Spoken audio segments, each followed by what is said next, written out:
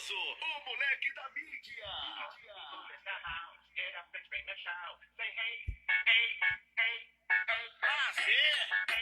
Deve te caô, o jeito só calar. Manda ele na voz, por essa, eu por esperar. Com a novidade nova, esse é muito fácil. Dentro do brega, ninguém vai ficar parado. Esse é o passinho mais fácil que eu inventei. Lança aqui que eu já lancei. Já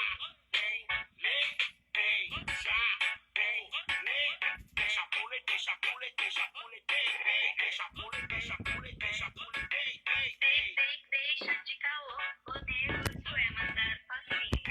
já Aí, pessoal, entrando. De boa, gente. Daqui a pouquinho chamo o Jaciara. Fernando Nilson, boa noite, meu querido. Olá, Liz, tudo bem? DJ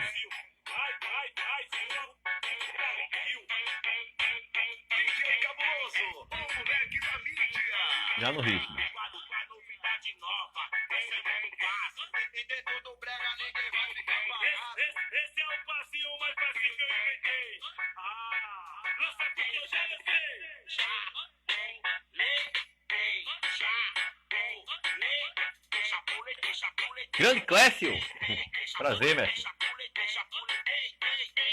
Deixa de caô, o negócio Olá, Belchior, faz tempo. Cadê esse povo aqui? Tô procurando.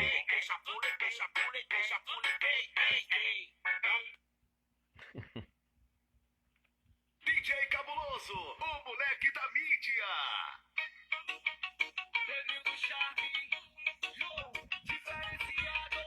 Chamando. Adicionar já.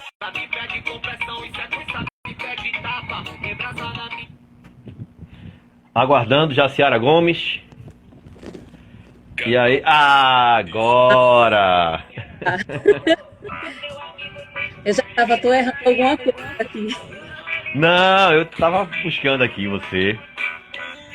Já comecei no ritmo, deu pra ouvir aí? Deu. Que massa. Tudo beleza, Jaci? Tudo certinho. E contigo? Eu tô de boa, tô animado por esse papo de hoje. Porque assim, a gente chama isso de conversa de pé de jambo, porque a ideia é realmente fazer um papo que a gente tem em casa. O meu nome é Jambo por causa de um pé de jambo na minha casa.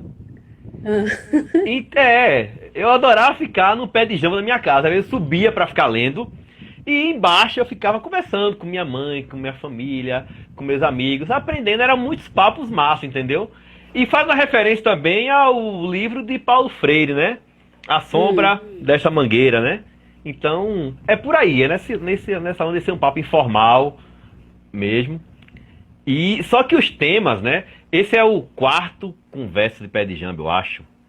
Isso. E a partir de julho Isso vai que eu virar. acompanho, vê se aí eu tô dizendo. E tu acompanha, que massa. Então, aí a ideia é fazer podcast e um canalzinho de podcast, porque podcast é muito massa, né? Podcast eu acho que é a mídia do momento, sabe? Porque o podcast, o aluno que não tem net em casa, por exemplo, que não tá podendo acompanhar essa live agora, porque não tem internet suficiente, quando voltar, né, um dia a gente volta à sala de aula, né, por exemplo, aí ele pode, né, baixar na internet da escola e escutar depois onde ele quiser, né? Essa é a vantagem do podcast, né? Mas beleza. Vamos embora começar esse negócio, bora? Bora. Tá certo, já. Assim, ó, pronto, eu falei um pouquinho do que é essa live. Não é uma live pela live, é uma live que depois vira podcast. Beleza? Então pronto. Olha, a gente sempre começa essa conversa com a convidada se apresentando. Certo? Porque é sempre quando eu falo de alguém é meu olhar atravessado, né? Então, eu jamais faria isso, jamais apresentaria alguém aqui. Massa? Então, a gente começa agora. Eu dei um tempinho porque tem uma pessoa que pediu para atrasar. Já começa às 9h05, porque eu vou dar uma fuga de uma aula ali online. Aí, por causa da pessoa que é a Dávila, acho que ela tá por aí. Tá certo? Que ótimo. Pronto. Então a gente vai começar agora. Boa noite a todo mundo que está por aí acompanhando já, E eu começo pedindo a Jaciara para se apresentar. Jaci, quem é você? Fala aí. Quem sou eu? Então, eu sou Jaciara Gomes, sou essa mulher aqui, uma mulher preta. Eu preciso hoje trazer essas marcas por causa do tema que a gente vai discutir. Normalmente não é como eu me apresento, mas essa temática eu acho que exige isso, não é? Falar do lugar da mulher e da mulher negra, e já que a gente vai trazer temáticas periféricas e tudo mais. Eu sou uma mulher inconformada com o mundo, e eu acho que esse inconformismo é o que me movimenta muito. Eu sou do Recife, com orgulho e com saudade, e é isso. Massa, gostei do final. Eu sou do Recife, com orgulho, com saudade. Porque você tá longe agora. Você tá onde hoje? Eu estou em Garanhuns. Beleza. Jaciara, quando a gente fala de criminalização de culturas periféricas, o que é que vem à sua mente? Você que há tanto tempo pesquisa sobre isso. Jambo, quando a gente fala em criminalização, a gente precisa entender, né? Precisa lembrar de quem é criminalizado nesse país. A criminalização está para quem na sociedade brasileira? E como ela está massivamente para a população negra e para a população periférica, a gente vai entender por que ela vai estar para o funk também. E ela está para o funk porque o funk se constitui enquanto essa produção periférica. Não é? A gente pode lembrar da própria formação do movimento ou do desenvolvimento do movimento que sai no Brasil, não é? Se fortalece no Rio de Janeiro, surge mesmo como um produto importado, mas no Rio de Janeiro, e aí nesse início ainda na Zona Sul, mas é retirado da Zona Sul porque havia outras propostas para aquela região e para o clube que ofertava o baile funk na época, ainda com músicas importadas, não é? Ainda era o que se conseguia trazer de fora basicamente de Miami. E aí esse baile vai para a periferia ou para as regiões periféricas do Rio de Janeiro, ganhando um formato totalmente diferente e se transformando nesse produto nacional. E um produto nacional que tem, nesse início, uma identidade muito carioca, e aí a gente vai ter, nesse desenvolvimento, outras vertentes, não é? Vai ter um funk de São Paulo com uma identidade muito própria, vai ter, na verdade, o desenvolvimento do funk em todo o país, mas se fortalecendo em São Paulo com uma identidade forte também, e no Recife, região metropolitana, nos últimos anos, quer dizer, já existia desde sempre, a gente consumia o que era produzido no Rio de Janeiro, em São Paulo, mas atualmente Recife ganha ou nos últimos anos, né, na última década, ganha uma identidade própria com a junção com o brega. E aí a gente vai ter o chamado brega funk. Todos se caracterizando como essa cultura periférica e cultura marginalizada. É interessante a gente recuperar. Eu posso continuar, né? Sim, vai aí. Tá ótimo, tá tranquilo. Pronto. Só um detalhe.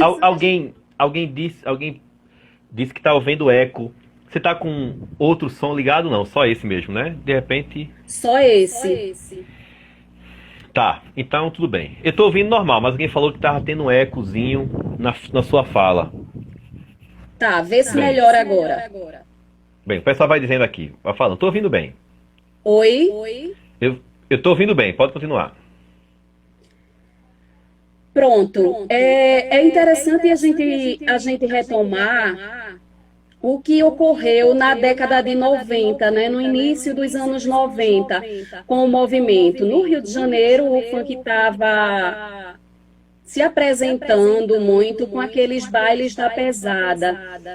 E esses bailes da pesada, na verdade, os bailes de corredor, né, em que havia disputas de territórios, cada região, cada. Já, eu tô pensando na galera Vai. aqui e na galera depois do podcast. Vamos fazer o teste? Vamos tirar o fone de ouvido, O de repente. fone. É, eu Tá. tiro o meu, tiro o teu. Vê melhor.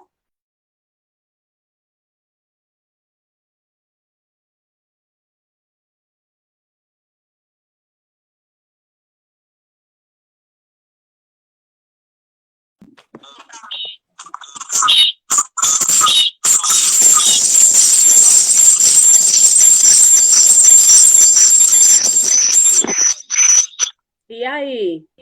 Ficou melhor? Eu acho.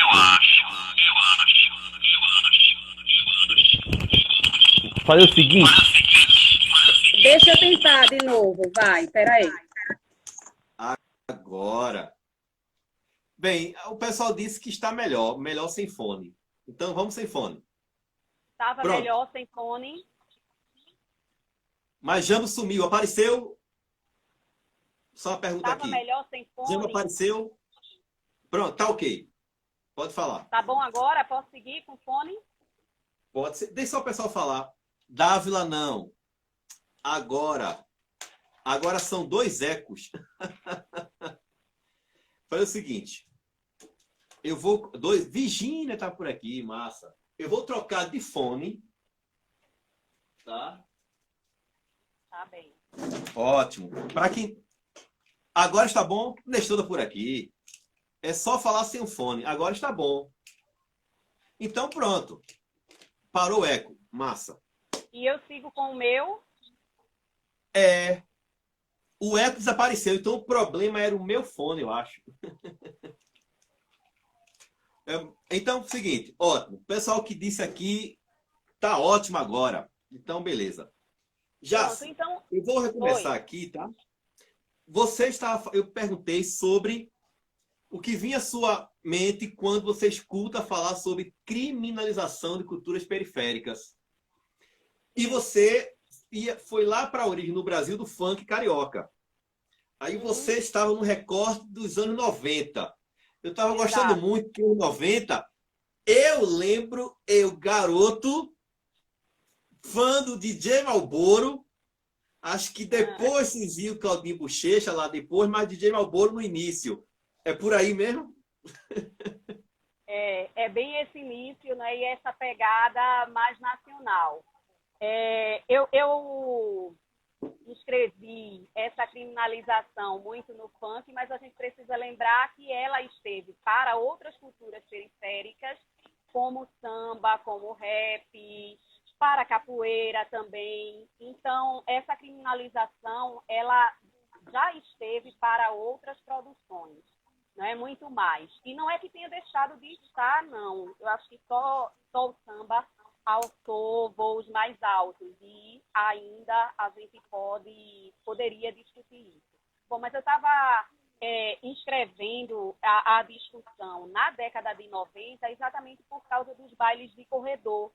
Quando houve, né, o contato dos rapazes, dos grupos que participavam dos bailes, defendendo cada um seu bairro, a sua região. Então, os bailes se concentravam e se desenvolvia muito nessa disputa, não é, de formar o corredor de um lado, determinada comunidade, e do outro lado, uma outra comunidade.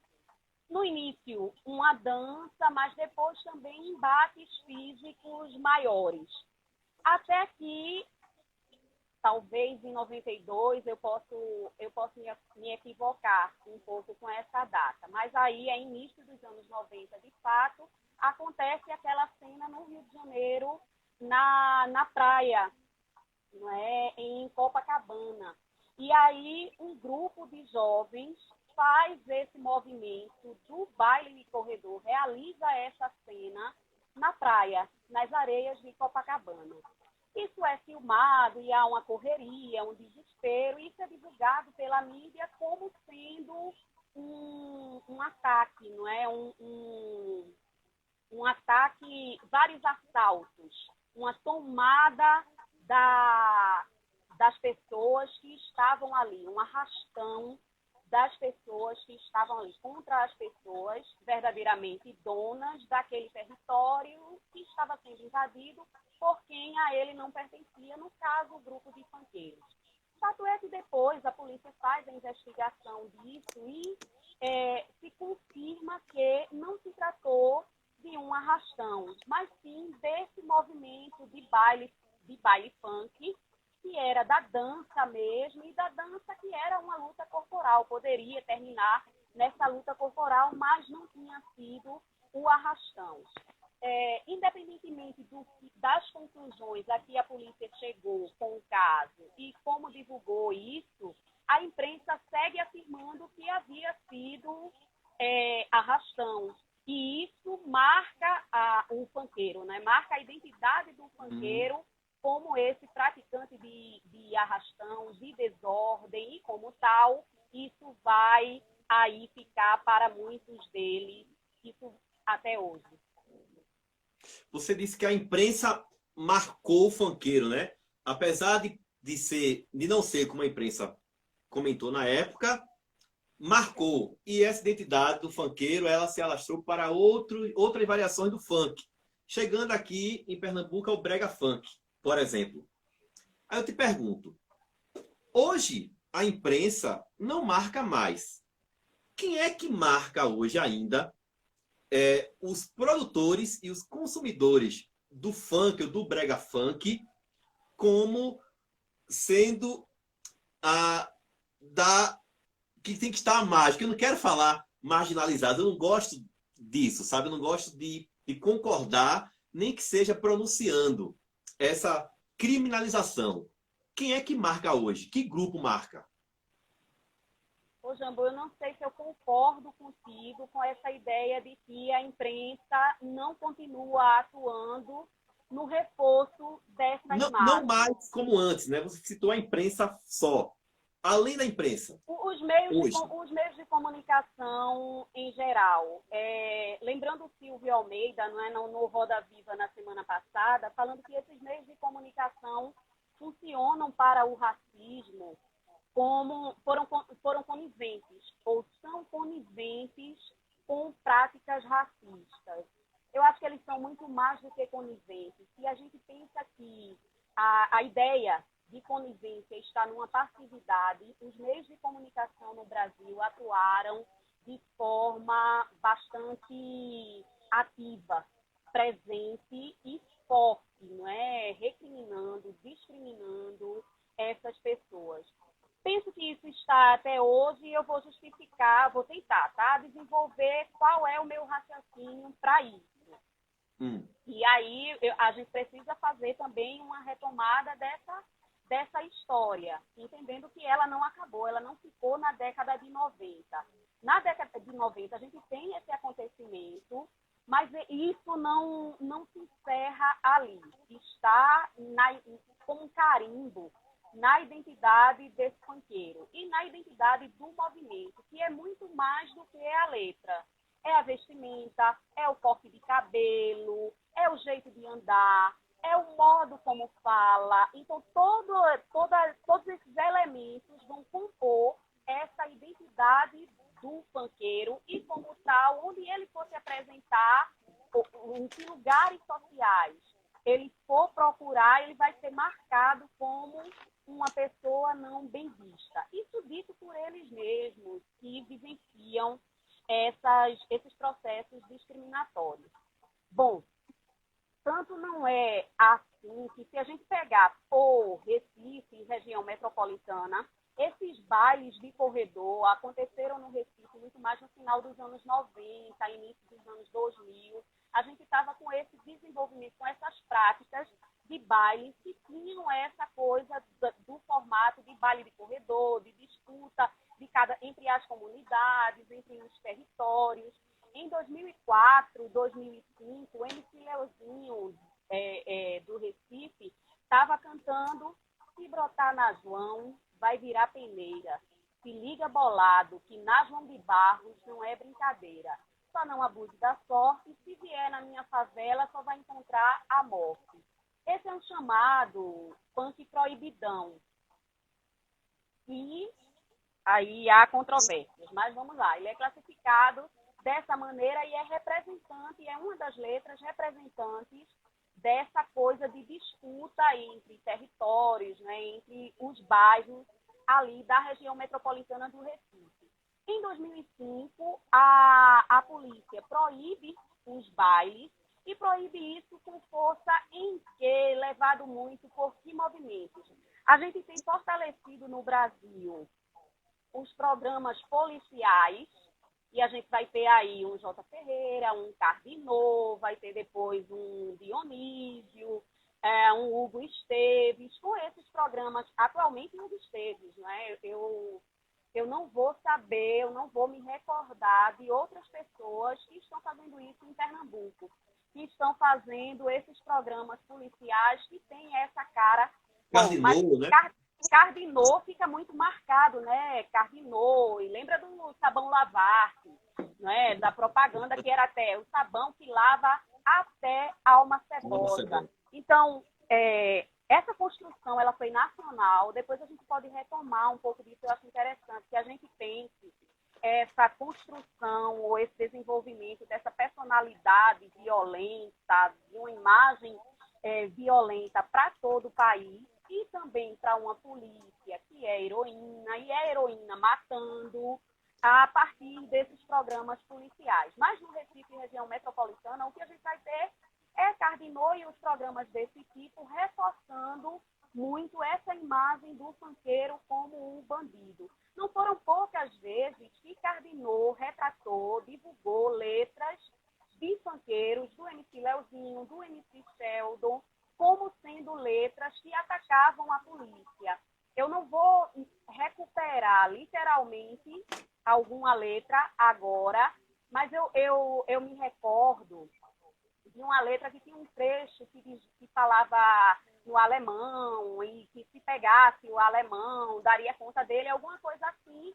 E aí Cardinô divulga essa letra dizendo dos funkeiros, dessa produção funkeira periférica que ataca a instituição policial.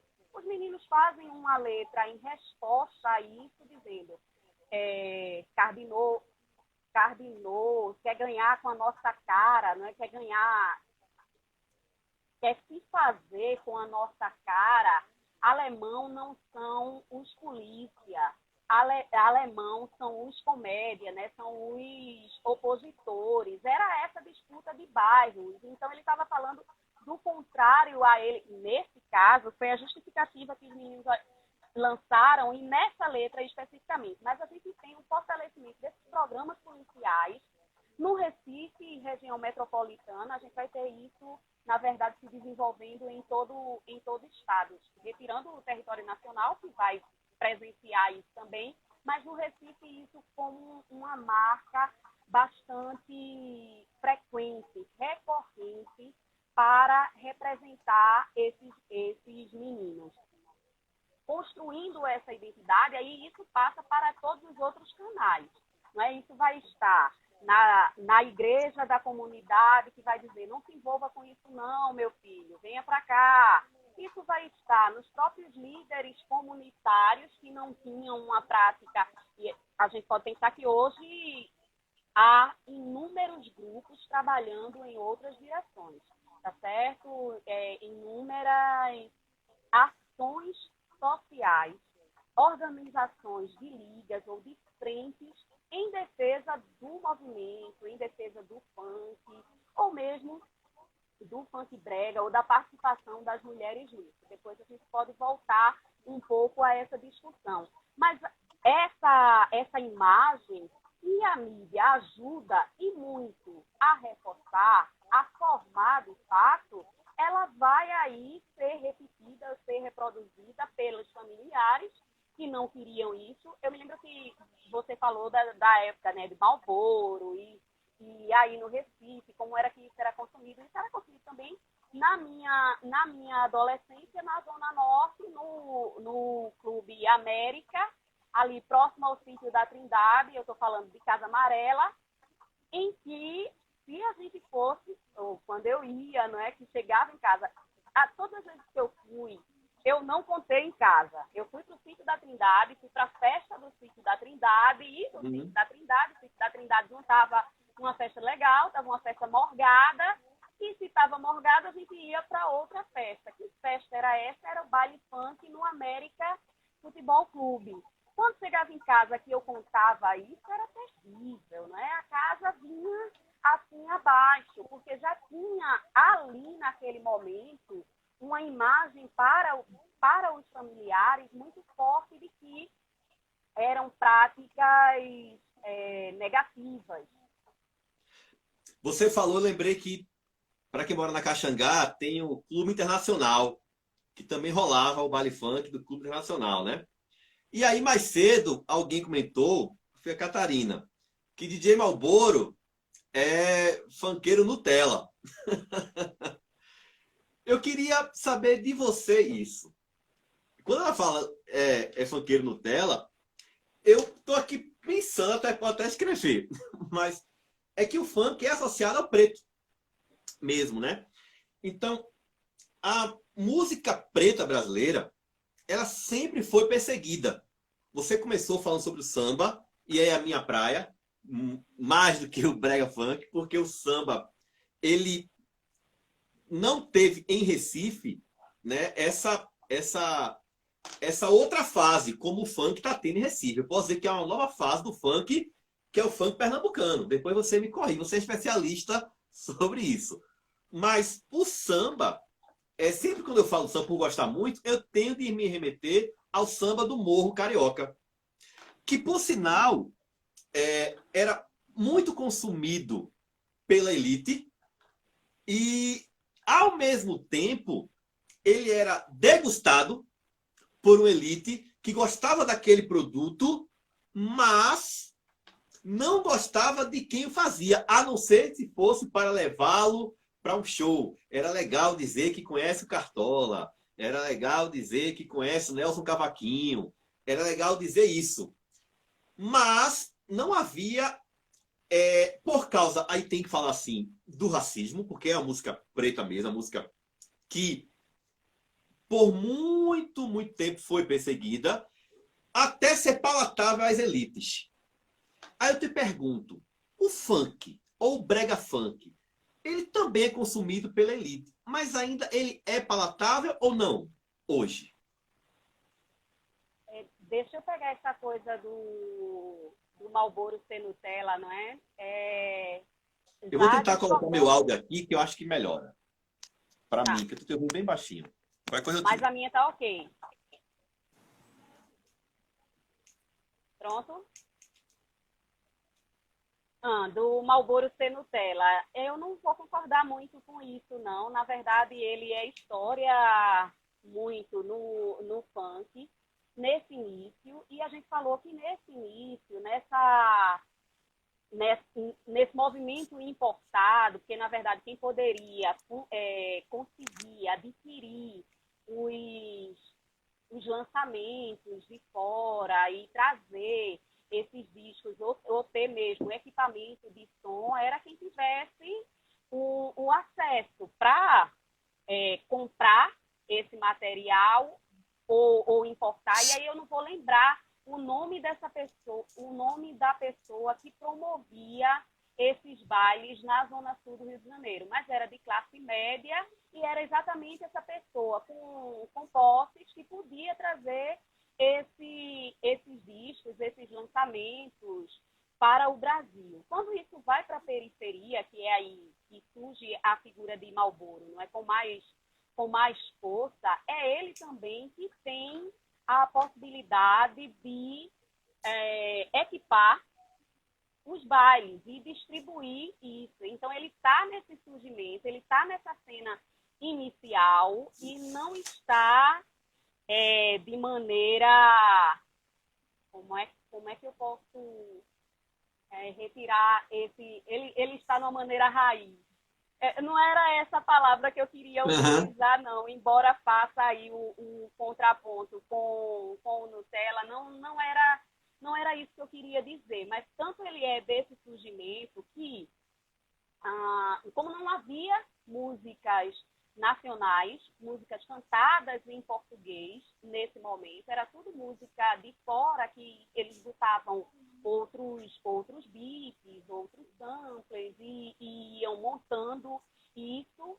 Houve a necessidade daquele público, aquele público foi apresentando a necessidade de ter músicas nacionais.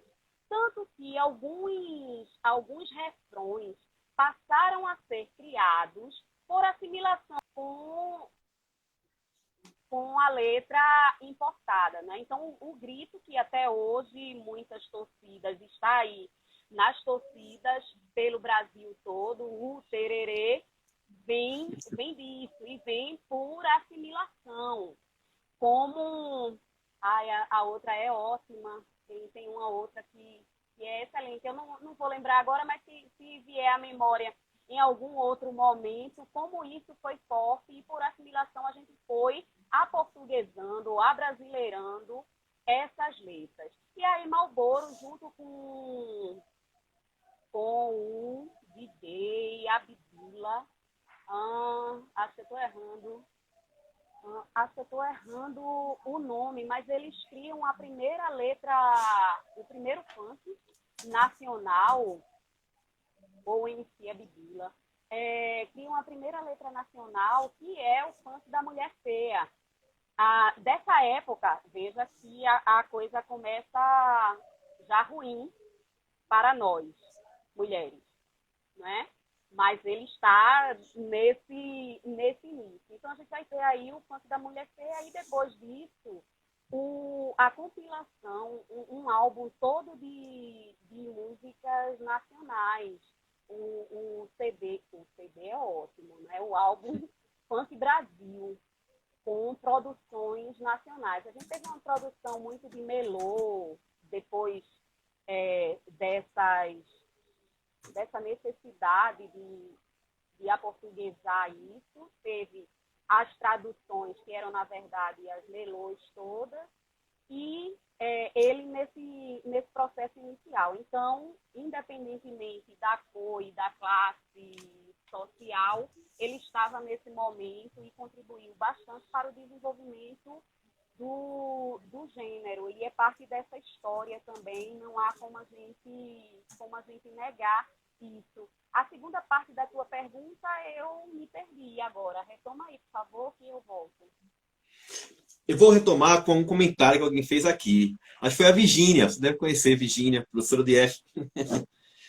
Que o que é preto, para ser valorizado, precisa passar por branco. Ela citou o Baco Exu do blues, na verdade. Ora, mas é sobre isso mesmo, sobre esse consumo. Quando é que a elite passou a usufruir do samba e o samba passou a ser palatável, né? Então, hoje dizer, não, eu curto samba, Chico Buarque é samba, né? Então, você eu sou do samba. Você já saiu muito dessa pecha de o sambista ser criminalizado. O funkeiro ainda não. Essa é uma percepção minha. Aí eu pergunto para você. Hoje a gente sabe que o funk, o brega funk, é altamente consumido por uma elite imensa, pela elite mesmo. Isso diminui essa criminalização? Já está se tornando palatável o funk ou ainda não? Eu estava ouvindo um podcast semana passada sobre o funk, em que foi dito que o Brasil adora o funk. Né? O brasileiro, o Brasil e o brasileiro, esse brasileiro aí não gosta do funkeiro. Com essa ideia de que consome, de que está em todas as festas, mas termina a qualquer momento, ou quando há alguma necessidade de marcação de lugar ali, ele vai ser criminalizado, ele vai ser rejeitado. A gente pode até lembrar o que passou o Shevchenko, que é louco, em uma das apresentações, isso recente, fazendo um show recente, e aí deu alguma divergência, não sei se na passagem de som ou no momento do show mesmo, eu não me recordo, mas aí, né, durante essa divergência, os meninos foram chamados de maloqueiros, de marginais e tudo mais, e quem estava ali para consumir isso era essa tal elite branca, que no primeiro momento se voltou para esses rapazes, assim, né? De primeira, logo, o primeiro sinal foi atacá-los como marginais e não pertencentes àquele local, embora consumam isso. Sobre essa coisa da apropriação, a gente precisa pensar de diferentes maneiras, porque há contribuições, independentemente, embora o gênero ele se constitua e ele tenha uma identidade própria de determinado grupo, ele esteja historicamente vinculado ao grupo negro, ao grupo periférico, isso não impede, isso não impossibilita que outras pessoas dialoguem e também produzam letras, ou samba, ou funk, ou o que seja. Não passa necessariamente por essa questão. Há um problema quando essa apropriação ela é desrespeitosa, não é? E aí, falando em apropriação, e qual seria a apropriação respeitosa? Aquela que não passa a se dizer dona do produto, e sim mais contribuindo, não é? Pensar que ele vai colaborar com aquela produção, ele pode produzir também, mas aquilo não passa a ser dele, não é retirado do povo que de fato o produziu. E aí a gente vai ter uma análise negativa dessa apropriação, por exemplo, como você falou do samba, a gente pode ir para as escolas de samba e de como isso foi conflituoso de você ter sambas produzidos, samba enredo, produzido por pessoas que não são da comunidade, que, portanto, não conhecem a história da escola de samba, daquela comunidade, e o samba enredo que produzisse não seria representativo, embora vencesse aí as competições de samba enredo. Então, há um debate muito nesse sentido. Há o debate de o posto de rainha de bateria, por exemplo, ser tirado de uma mulher da comunidade e ser comprado verdadeiramente por mulheres brancas que podem pagar por aquele lugar. E assim a gente vai com várias... Aí você tem problemas, né? A comunidade, evidentemente, que não vai ler isso com bons olhos. Termina aceitando por força da necessidade aí, de como você bota o bloco na rua, de como você faz a coisa andar, já que você não tem a verba, já que você não consegue para desenvolver e apresentar o desfile sem esse tipo de investimento. Mas isso tem sido muito questionado, embora seja cada vez mais presente. Isso mesmo a gente vai observar com o funk.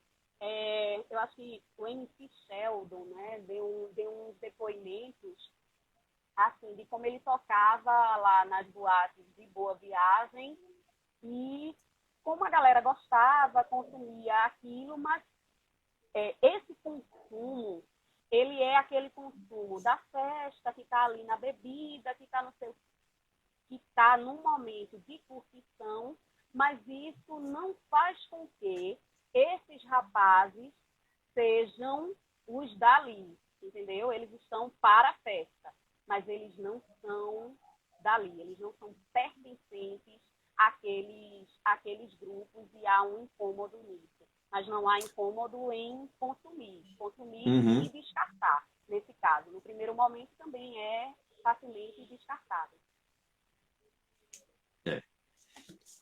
Uma pena. Porque não há uma valorização ao que representa o funk, o brega funk. Alguém escreveu aqui que o passinho é o K-pop brasileiro. Mas o Brasil não aceita. Acho que a Juliana. Eu adorei a construção. E eu quero falar sobre o passinho com você.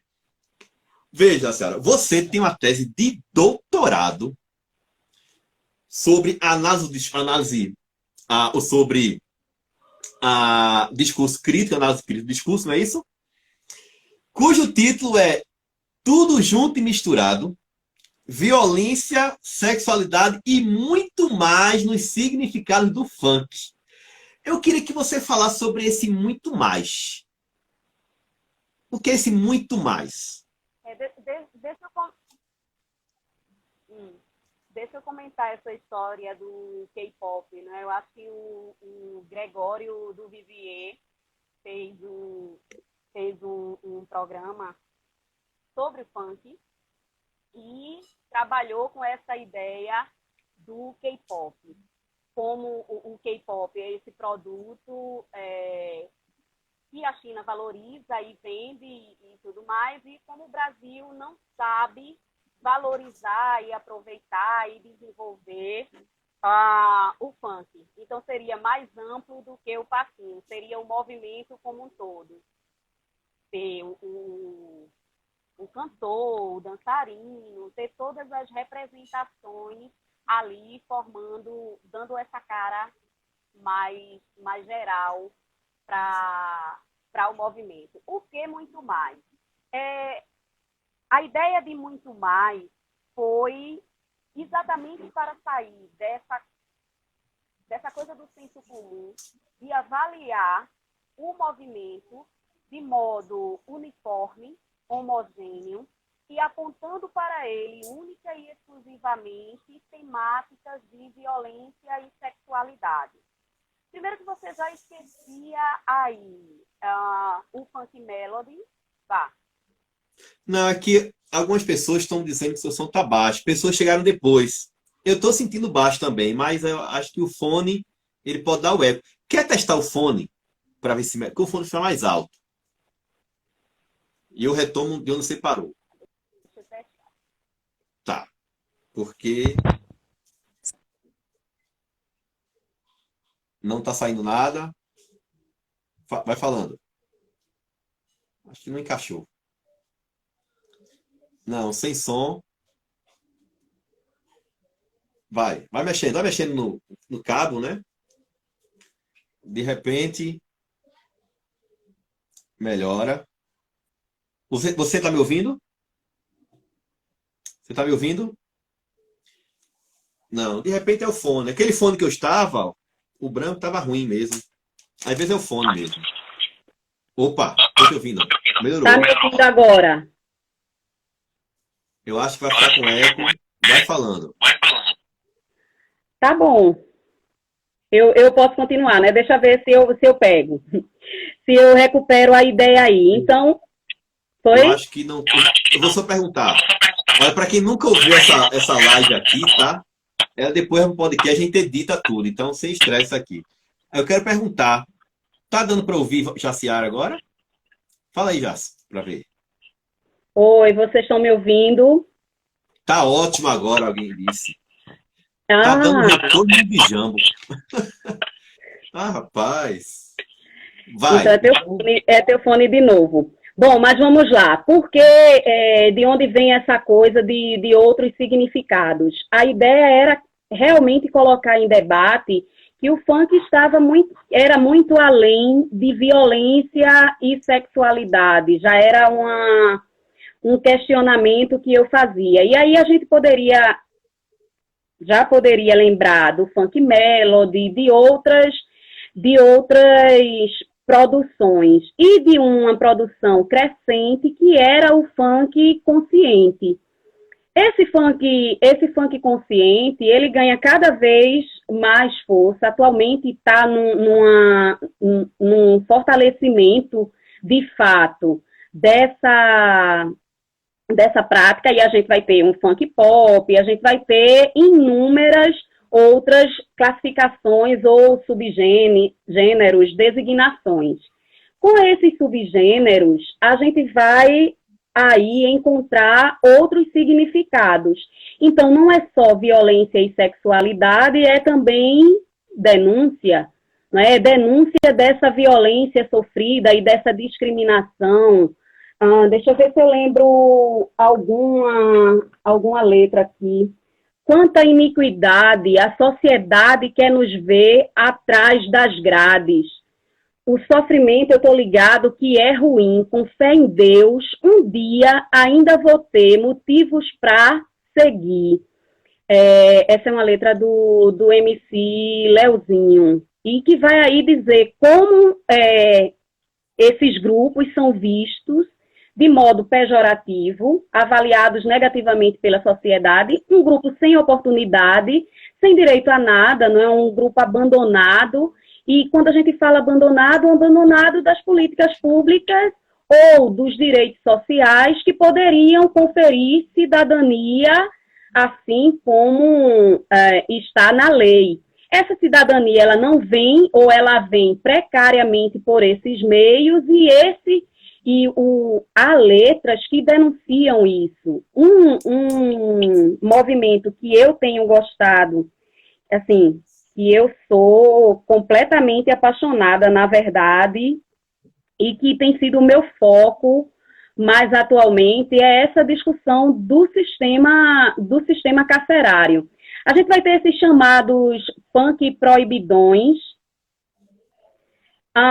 Proibidão, a gente precisa avaliar também até que ponto ele é proibidão mesmo, eles já são essas letras com maior crítica social, com maior postura de refletir sobre questões sociais que estão na ordem do dia para esses grupos, como a violência policial, como a falta de lazer, como a falta de uma educação de qualidade.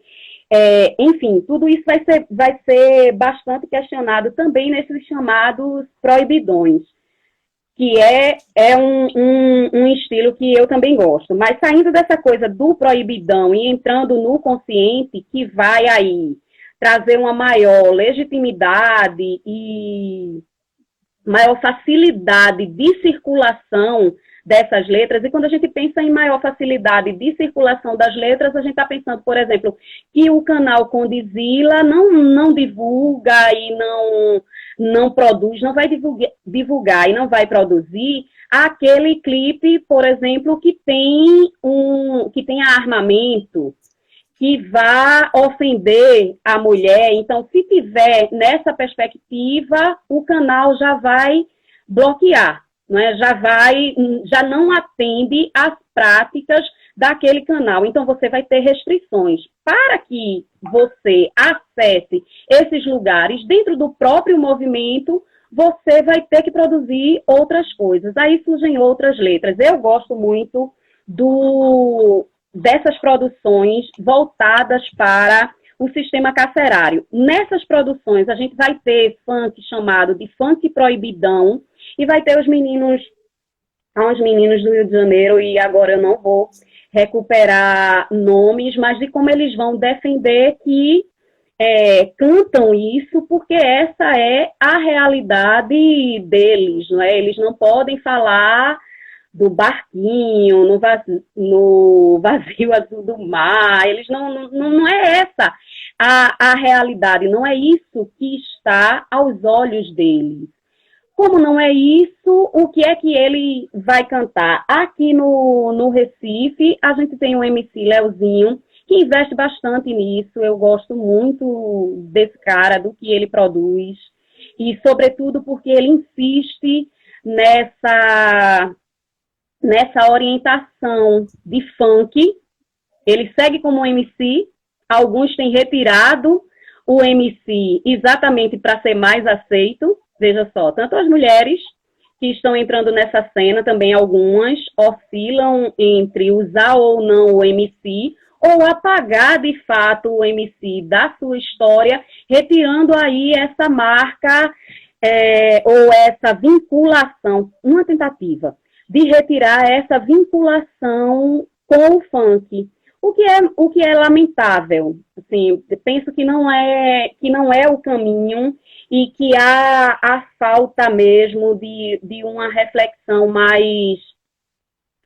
mais consciente sobre o poder desse movimento, sobre a necessidade deles, do movimento nessas comunidades, de como isso, há mais de 3 décadas, já no Recife, seja como com os bailes, não é? Ou seja, agora que há inúmeros produtores, como isso mudou a cara de muitas comunidades, tem mudado de fato e merece aí uma melhor e uma maior atenção do poder público também. Então, os temas outros são diversos. E eu tenho gostado muito dessas produções.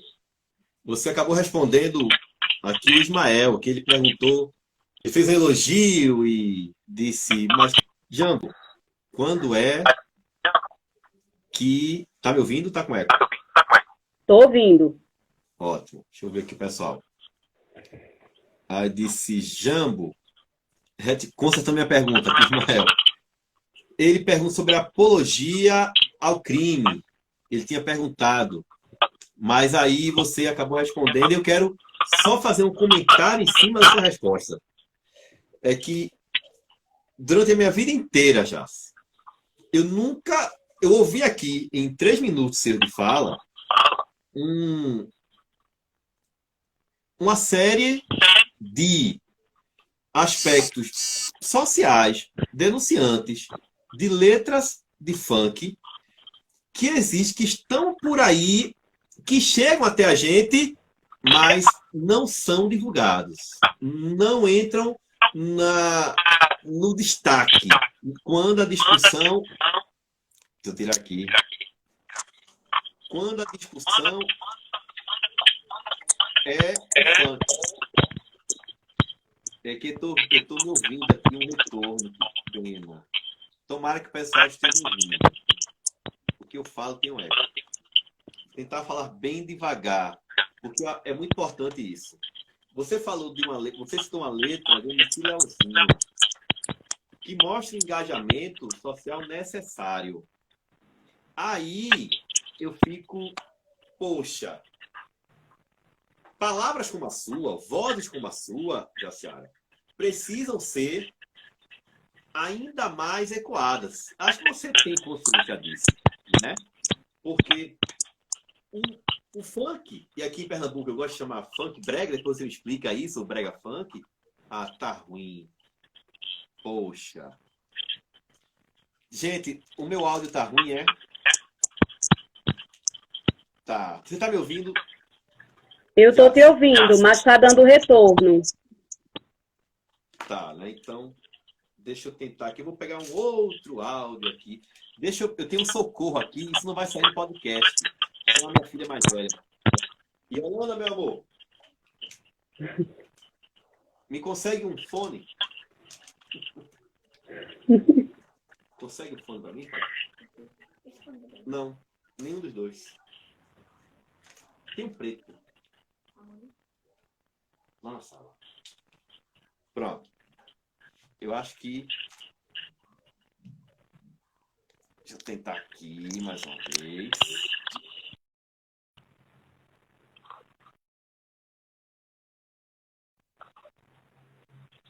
Tá melhor? Você me escuta agora? Perfeito. Pronto. Vamos ver se tá legal agora. Bem, quando você cita esse lado do funk, do engajamento, esse lado não sai na imprensa, como você falou no início, que mantém esse estigma negativo. Mas também não sai no comentário geral das pessoas que criminalizam o funk na conversa de pé de jambo, na conversa de bar. E as pessoas que criminalizam o funk na conversa de bar são as mesmas pessoas que consomem o funk. São as mesmas pessoas que Quando vão a qualquer evento, adora dançar o passinho. E o passinho tá aí. Você vai num parque, você vai em qualquer lugar, tá rolando o passinho. Em Pernambuco, só se você for um ET. Então, é que estão reclamando do eco ainda. Só se você for um ET, mas não sendo ET, você vai, em Pernambuco, ouvir o passinho ao sair de casa. Mas na conversa, na hora de mostrar um conceito sobre, você, ou a maioria, mostra uma visão totalmente deturpada. Inclusive que desconhece esse lado que você falou engajado.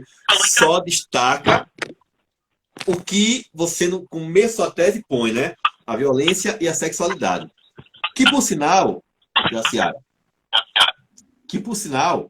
tem uma pergunta aqui muito massa da Catarina, que ela pede para que você fale da mulher ou da violência contra a mulher em algumas letras de brega funk. Que ao mesmo tempo que algumas são bem machistas, há outras, por exemplo, funk, como a Tati Quebra Barraco, que mostram o outro lado. Como a Thaís, por exemplo, como várias outras que mostram um lado muito necessário. Eu estava ouvindo, por exemplo, uma letra aqui, quando melhorar o de um, pior o do outro.